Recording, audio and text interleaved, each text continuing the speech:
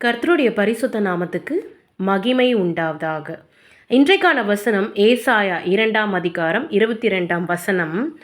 நாசியிலே சுவாசமுள்ள மனுஷனை நம்புவதை விட்டுவிடுங்கள், எண்ணப்படுவதற்கு அவன் எம்மாத்திரம். ஹல்லேலூயா. பாருங்க, இந்த வசனம் எனக்கு ரொம்ப ரொம்ப ஒரு ஃபேவரட்டான ஒரு மிக பிடித்த ஒரு வசனம். இந்த வசனம் பார்த்திங்கன்னா நிறைய காரியங்களை நமக்கு கற்றுக் கொடுக்கும். ஒரு அவேர்னஸை கொண்டுட்டு வரும், ஒரு விழிப்புணர்வை கொண்டுட்டு வரும். ஆண்டவரை ரொம்ப நம்பணும், ஆண்டவர் தான் நமக்கு எல்லாமே அப்படின்னு சொல்லி அந்த வசனம் வாசிக்கும் பொழுது நம்ம இருதயத்தில் கிரியை செய்யும். ஹல்லேலூயா. நாசியிலே சுவாசம் உள்ள மனுஷனை நம்புவதை விட்டுவிடுங்கள். ஹல்லேலூயா. பணம் இருந்தால் கிட்ட வருவாங்க, பணம் இல்லைன்னா பாய் பாய் சொல்லிட்டு போயிட்டே இருப்பாங்க. இப்படி தான் நம்ம எல்லா மனிதர்கள் யார் கேட்டாலும் இந்த ஒரு டைலாகை கண்டிப்பாக சொல்லுவாங்க.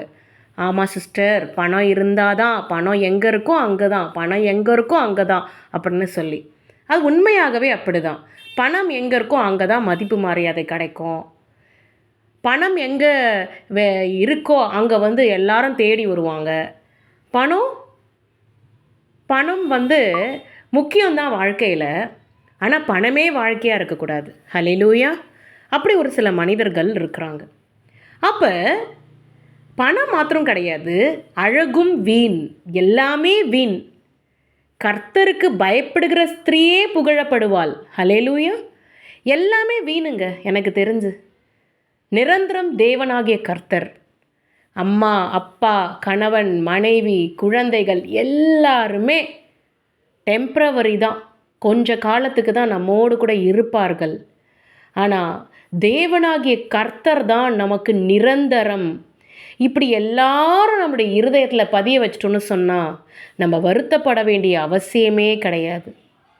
நானும் ஒரு காலத்தில் இப்படி தான் பாசத்துக்காக ஏங்குவேன். பாசம், ஐயோ நம்ம மேலே அதிக அளவு பாசம் வைக்கணும், நம்ம எப்படி பாசம் வச்சுருக்கோமோ அதே போல் பாசம் வைக்கணும்னு நான் எதிர்பார்ப்பேன். ஆனால் இப்போல்லாம் பார்த்திங்கன்னா என் தேவன் அவர் தான் டிசர்விங், அவர் மட்டும்தான் தகுதி உள்ளவர். நம்ம அவர் மேலே நம்பிக்கையாய் நம்ம அன்பை செலுத்தும் பொழுது அவர் நம்மோடு கூட பிரியமாய் சந்தோஷமாய் அவருக்கும் நமக்கும் இருக்கிற உறவு அது ஒரு சிறந்த உறவு என்று சொல்லி என்னுடைய இருதயத்தை நான் மாற்றிக்கொண்டேன். என் அருமையான தேவ பிள்ளைகளே, கர்த்தர் தான் எப்போவே நிரந்தரம். அதனால் நாசியிலே சுவாசமுள்ள மனிதர்களை நம்புவதை விட்டுவிடுங்கள். அவங்க தகுதியா, இந்த ஒரு காரியத்துக்கு தகுதியா, என்னுடைய பாசத்துக்கு தகுதியா, என்னுடைய எல்லா காரியங்களுக்கும் அவங்கள நம்பலாமா அப்படிங்கிறத நம்ம கொஞ்சம் சிந்தித்து பார்க்கணும். கண்மூடித்தனமாக நம்புவதை விட்டு விடுங்கள். ஹல்லேலூயா. ஆனால் நீங்கள் blindly you can trust in Lord. நீங்கள் கண்ணை மூடிக்கிட்டு தேவனாகிய கர்த்தரை நம்பினா உண்மையிலே அதுக்கான பலனை நம்மளால் காண முடியும். ஏன் இப்படி நடக்குது, எதுக்கு இப்படி நடக்குதுன்னு கேள்வி கேட்காம நம்ம எப்படி நம்பணும் ஆண்டவரை? லவ் இஸ் பிளைண்ட்னு சொல்கிறோம்ல, அதே போல தான் கடவுள் மேலே, கர்த்தர் மேலே நம்ம வைக்கிற அன்புக்கு என்ன இருக்கணும்? ஒரு லவ் இஸ் பிளைண்ட், அந்த அளவுக்கு தான் வைக்கணும். காதலுக்கு கண் இல்லை சொல்லுவாங்கள்ல. அப்போது தேவனாகிய கர்த்தர் மேலே செலுத்துகிற அன்பு எந்த ஒரு சுயநலம் இல்லாத ஒரு அன்பை தேவனாகிய கர்த்தர் மேலே செலுத்தும் பொழுது தேவன் பிரியப்படுவார். அருமையான தேவ பிள்ளைகளே, கர்த்தர் நம்மை ஆசிர்வதிப்பார் நிச்சயமாகவே.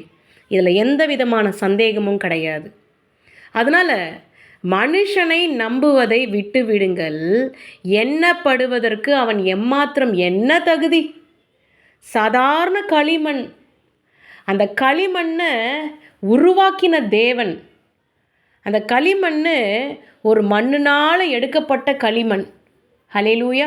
மண்ணிலிருந்து எடுக்கப்பட்ட களிமண். அந்த மண்ணுக்கு எப்போ ஜீவாத்மா கிடைக்குது? நாசியிலே ஊதுனதுக்கு அப்புறம் தான் அவன் ஜீவாத்மாவாகிறான். அப்போ ஆத்துமா அப்படிங்கிறதே கர்த்தர் நாசியிலே ஊதுனதுக்கு அப்புறம் தான் ஆத்துமா அப்படிங்கிற பேச்சுக்கே இடம் வருகிறது. அப்போ அந்த உயிர் கிடைக்குது. அப்போ அந்த உயிர் கிடைக்கிற மனுஷன் எம்மாத்திரம் அவன் செய்கிற காரியங்களை அவனை நம்பி சில பேர் மனுஷனையே தெய்வமாக்கிடுறாங்க. மனுஷனை படைத்த தேவன் ஒருவர் மேலே இருக்கிறார். அதை தான் நம்ம பார்க்கணுமே தவிர மனுஷனே தெய்வமாக்கிடக்கூடாது. ஹல்லேலூயா. இப்படியெல்லாம் நிறைய பேர்கள் இருக்கிறாங்க. அதில் எண்ணுவதற்கு அவன் எம்மாத்திரமும் சாதாரண களிமண், சாதாரண மண் அப்படின்னு தான் அதோடைய பொருள். சாதாரணம். ஜீவ சுவாசத்தை ஒரு நிமிஷம் அப்படி ஒரு நாள் நம்மளை மறந்துட்டாருன்னு சொன்னால் நம்ம ஜீவ சுவாசமே நின்று போயிடும். புல்லுக்கும் பூவுக்கும் ஒப்பாக இருக்கிறது நம்முடைய வாழ்க்கை. ஆனால் அப்படியேப்பட்ட வாழ்க்கையிலே மனுஷனை கையில் பிடிக்க முடியல. என்ன வேணால் நடக்கும் அடுத்த நிமிஷம். கர்த்தரை வைத்து தான் ஜெயம் கொள்ள முடியும். கர்த்தர் இல்லாமல் எதுவுமே செய்ய முடியாது. ஹல்லேலூயா. அப்படி இருக்கும் பொழுது நம்ம கடவுளை மாத்திரம், ஏசப்பாவை மாத்திரம் விசுவாசிக்கும் பொழுது, கர்த்தராகிய இயேசு கிறிஸ்து ஏகோவா தேவன் அவரை மாத்திரம் விசுவாசிக்கும் பொழுது நம்ம எப்படி இருப்போம்? நமக்கு ஏமாற்றம் கிடையவே கிடையாதுங்க. நான் பார்த்துருக்கேன். நல் வழியிலே நடத்துகிற தெய்வம், பரிசுத்தமாய் நடத்துகிற தெய்வம், ஆலோசனைகளை கொடுக்கிற தெய்வம். ஹல்லேலூயா. இப்படியாக நீதியின் பாதையில் நடத்துகிற தெய்வம். இப்படி தான் நம்ம ஆண்டவர் நமக்கு உதவி செய்கிறார், ஆலோசனைகளை கொடுக்கிறார், நடத்துகிறார். இதோட எல்லாத்துக்கும் அல்டிமேட் என்ன தெரியுமாங்க? அவரோடு கூட நிலைத்திருக்கிறதுக்கு, பரிசுத்தமாகப்படுவதற்கு, எல்லாவற்றுக்கும் அவர் உதவி செய்கிற தெய்வமாக இருக்கிறார். டிவி பார்க்காதுன்னா டிவி பார்க்குறத விட்டுட்டேன். ஒரு காலத்தில் டிவி பார்த்துட்டு இருந்தேன். டிவியே பார்க்காதுன்னு சொன்னார். டிவியே பார்க்குறதில்ல. ஹல்லேலூயா. அதே போல் நான்வெஜ் அசைவத்தில் கூட மாம்சத்தை அடிக்கடி புசிக்க வேணான்னு சொல்லியிருக்காரு. மாம்சத்தை ரேராக புசிக்கலாம், ஆனால் அடிக்கடி புசிக்கக்கூடாது. ஹல்லேலூயா. அது ஒரு வெறி கொடுக்கும். அப்போ தேவன் சொல்கிற மாதிரி நான் மாம்சத்தை எப்பயாவது புசிச்சேன்னு சொன்னால், இப்போ கறி வாங்குகிறோம், இந்த கறி வாங்குறது அடிக்கடி சாப்பிடுவோம். இப்போ அடிக்கடி சாப்பிட்றத நம்ம எப்பயாவது சாப்பிட்டோன்னா நம்ம உடம்புக்கும் நல்லது, நமக்கும் நல்ல ஒரு இது நமக்கு இருக்கும். கர்த்தர் ஒரு காரியத்தை சொல்லுகிறாருன்னு சொன்னால் இப்படி தான் நம்ம மாற்றிக்கொள்ளணும். அருமையான தெய்வ பிள்ளைகளே, நம்முடைய ஹெல்த்துக்காகவும் சொல்லுவார், நம்ம தரித்திரம் ஆகக்கூடாதுன்னு சொல்லுவார். அவருக்கு பிடித்தது எப்படியோ அப்படி தான் அவர் நடத்துவார். ஹல்லேலூயா. அதனால் இப்படியெல்லாம் ஆண்டவருக்கு கீழ்ப்படியும் பொழுது சில பேர் சொல்லுவாங்க, எங்கள் சிஸ்டர் மாம்சம் எப்பயாவது பூசிக்கலான்னு சொல்கிறாரு, உங்ககிட்ட அப்படி பேசியிருக்கிறாரா? இதுக்கு எக்ஸாக்ட் வசனம் எங்கே இருக்குது பாருங்கள். பைபிளோடு முடியலைங்க. பைபிளில் உள்ளது போதிச்சாலும் பைபிளோடு முடியல. பைபிளுக்கு அப்புறமும் நிறைய காரியங்கள் ஆண்டவர் பேசிக்கொண்டு இருக்கிறார். ஹல்லேலூயா. இதுதான் சத்தியம், இதுதான் யதார்த்தம். பைபிளுக்கு அப்புறமும் நிறைய காரியங்கள் ஆண்டவர் பேசிக்கொண்டு இருக்கிறார். அதனால் பைபிளோடு முடியல. ஆவியானவர், தேவ ஆவியானவர் இன்னும் நம்மோடு கூட உறவாடி கொண்டு இருக்கிறார். அதனால் அவரை வச்சு தான் நம்ம ஜெயம் கொள்ள முடியும். அவரை நம்புகிற பிள்ளைகள் தான் செழிக்க முடியும். அவரை விசுவாசிக்கிற பிள்ளைகள்லாம் காப்பாற்றப்படுவார்கள். ஹல்லேலூயா. அவருடைய விசுவாசிக்கிற பிள்ளைகள் தான் பிழைப்பார்கள். மனிதர்களை நம்பி வீண் போகாமல் கர்த்தரை நம்பி ஜெயம் கொள்கிற பிள்ளைகளை நம்ம மாறுவோம். ஹல்லேலூயா. இது ஒரு அவேர்னஸ் மெசேஜாக உங்களுக்கு இருக்கும்னு நினைக்கிறேன். அதனால் யாரையும் மதிக்க வேணாம்னு நான் சொல்லலை.